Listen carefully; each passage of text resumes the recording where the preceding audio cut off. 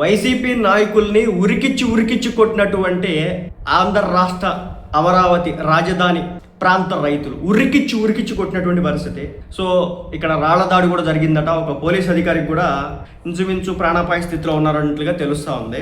So నేను చెప్తా ఉన్నాను, ఒక్కళ్ళ ముఖాల్లో కూడా నెత్తురు చుక్కలేదు, అందరి ముఖాలు కూడా ఎండిపోయి వాడిపోయినటువంటి పరిస్థితి. సో మొత్తానికి ఓవరాల్గా అయితే కార్లు అన్నీ కూడా ధ్వంసం అయిపోయినటువంటి పరిస్థితి. నేను వేరే ఛానల్కి సంబంధించినటువంటి విజువల్స్ చూపించే ప్రయత్నం చేయట్లా, అక్షరాల వైఎస్ఆర్ కాంగ్రెస్ పార్టీకి సంబంధించినటువంటి ట్విట్టర్ అకౌంట్లో వేసినటువంటి ట్వీట్లనే నేను మీకు చూపించే ప్రయత్నం అయితే చేస్తా ఉన్నాను. అమరావతిలో పోలీసులపై రాళ్లు రువ్విన టీడీపీ గూండాలు. మరి వీళ్ళు టీడీపీ పార్టీకి సంబంధించినటువంటి మెంబర్షిప్లు ఏమైనా చూపించి అక్కడ ఉన్నటువంటి వచ్చినటువంటి పేర్ని నాని గారికి కావచ్చు, లేదంటే మన అంబటి రాంబాబు గారికి కావచ్చు, లేదంటే మరి కొంతమంది వైసీపీ నాయకులకి చూపించి ఏమైనా కొట్టారో నాకైతే తెలియదు. కానీ టీడీపీ గూండాలు అని చెప్పేసి వైఎస్ఆర్ కాంగ్రెస్ పార్టీకి సంబంధించినటువంటి అఫీషియల్ ట్విట్టర్ అకౌంట్లో పోస్టులు వేయడం అయితే జరిగింది. మామూలుగా లేదు సినిమా ఈరోజు. ఎందుకంటే అండి, కొన్ని వేల ఎకరాల భూముల్ని రైతులు రాజధానికి అని చెప్పేసి ఇస్తే జగన్మోహన్ రెడ్డి గారు 5 సంవత్సరాల పాటు అధికారంలోకి ఉండి కంప చెట్లు పెంచుకున్నారు.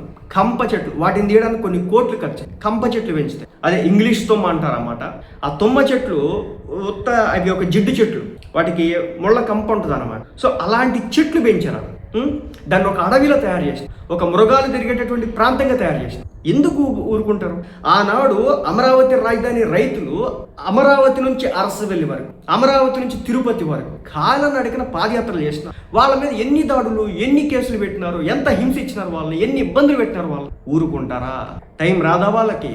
మేమేదో సపోర్ట్ చేసేస్తాం, మేమేదో మద్దతు ఇచ్చేస్తాం, మేమేదో చేసేస్తాం అంటే అసలు రాజధాని అక్కడ ఉండొద్దు అని చెప్పేసి ఒక 3 రాజధానులు అని చెప్పేసి అసలు అమరావతిని కంప్లీట్గా గాలికి వదిలేసి ఈ రోజు వచ్చి మేము మీకు అండగా నిలబడతాం, మీ భూములకి మేము మా మద్దతు ఇస్తాం, మీకు సపోర్ట్గా మేము ఉంటామంటే నమ్ముతారా జనం?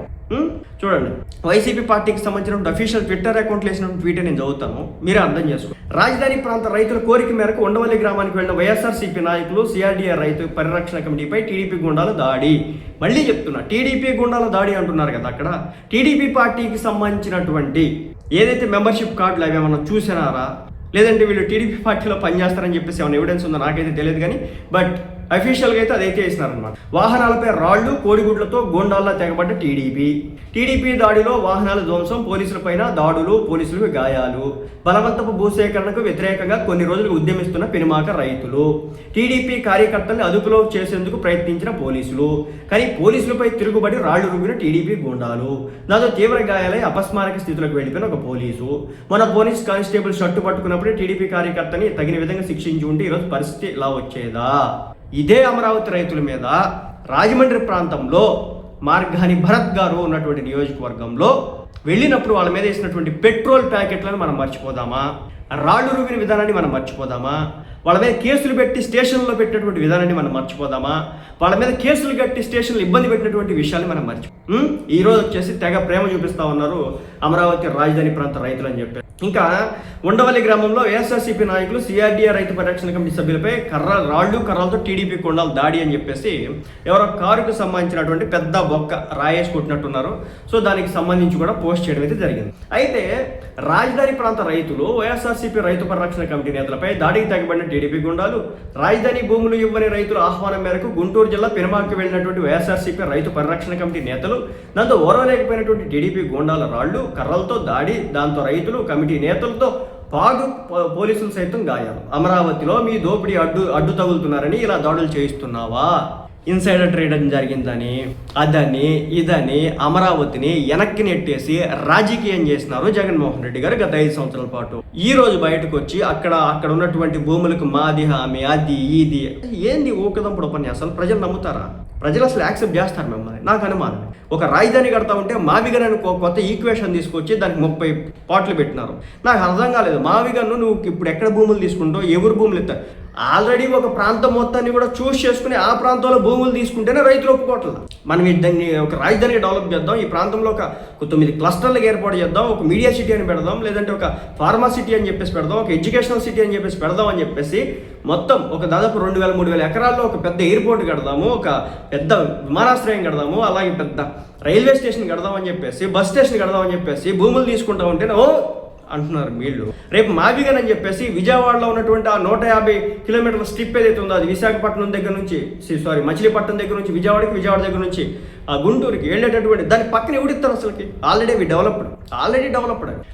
డెవలప్డ్ అయ్యి మంచి రేట్స్లో మన రియల్ ఎస్టేట్ పరంగా నెంబర్ 1 పొజిషన్లో ఉన్నటువంటి భూముల్ని రాజధాని చేస్తానని చెప్పేసి ఒక మావిగన్ అని చెప్పేసి ఒక దాన్ని తీసుకొచ్చేసి ప్రజల మీద రుద్దుతా ఉన్నాడు. సో ఇప్పుడు ఏంటంటే ఇలా జరుగుతుంది.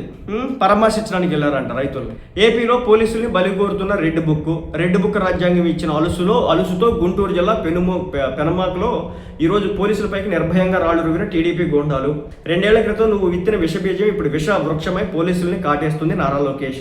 పోలీసులపై దాడి చేసింది టీడీపీ గూండాలే కదా, ఎప్పుడు అరెస్ట్ చేస్తున్నారంటూ హూ ఈజ్ ఇట్ అంటారా, లేక చర్యలు ఏమైనా తీసుకుంటారా అనిత టీడీపీ అని చెప్పేసి వాళ్ళని ట్యాగ్ చేయాలి. చర్యలు తీసుకుంటారులేండి. అలా చర్యలు తీసుకోబట్టే కదా జగన్మోహన్ రెడ్డి గారి మీద పర్సనల్ అబ్యూజివ్ కామెంట్స్ చేస్తేనే ఇదే టీడీపీ పార్టీకి సంబంధించినటువంటి నాయకులు ఒప్పుకోలేదు.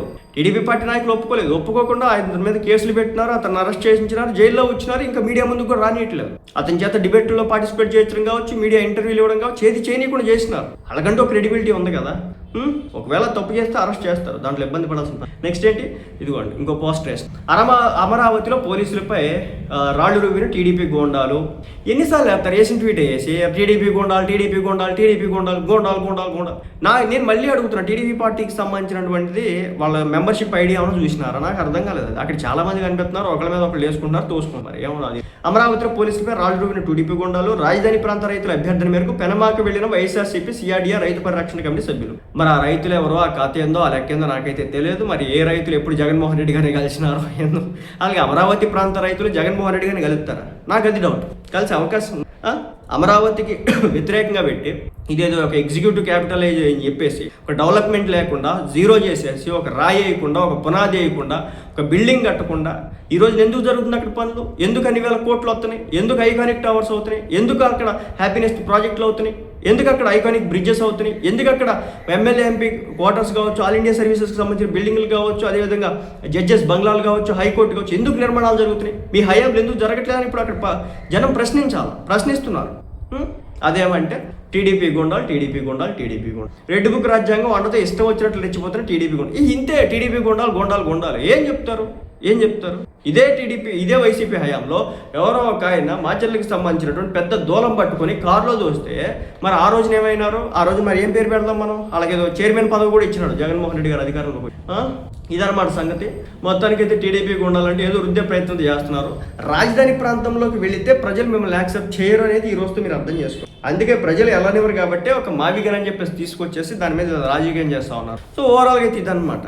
రాజధాని ప్రాంతంలోకి వెళ్ళినటువంటి ఒక పేరుని నాని మీద కావచ్చు, ఒక అంబటి రాంబాబు మీద కావచ్చు, అలాగే మన మరికొంతమంది నాయకులు వాళ్ళు ఒక స్థాయి వరకే మాట్లాడతారన్నమాట. కొంతమంది స్థాయికి మించి మాట్లాడరు, అంటే ఒక పద్ధతిగా మాట్లాడి వెళ్ళిపెట్టేటువంటి మిగిలిన వాళ్ళు. సో వాళ్ళంతా కూడా జగన్మోహన్ రెడ్డి గారు వైసీపీ పార్టీ ఆదేశాల మేరకు బహుశా అక్కడికి వెళ్ళి ఉంటారు.